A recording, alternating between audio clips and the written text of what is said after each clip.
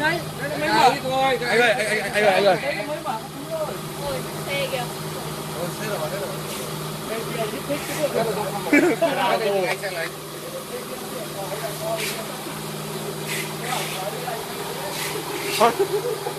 Được rồi.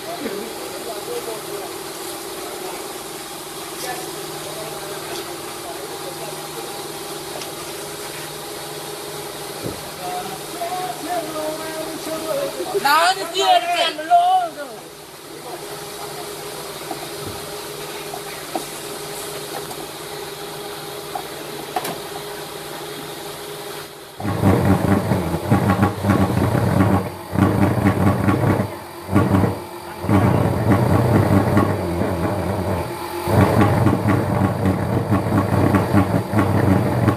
Quay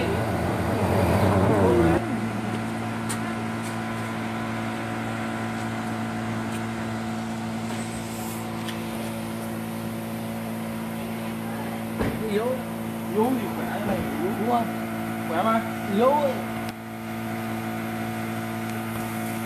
Còn yếu chịu.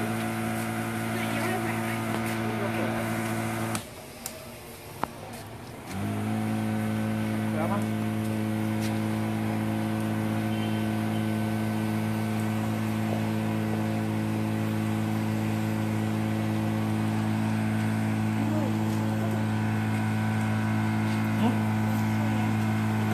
Không ơi, cầm được cho em quay video nữa.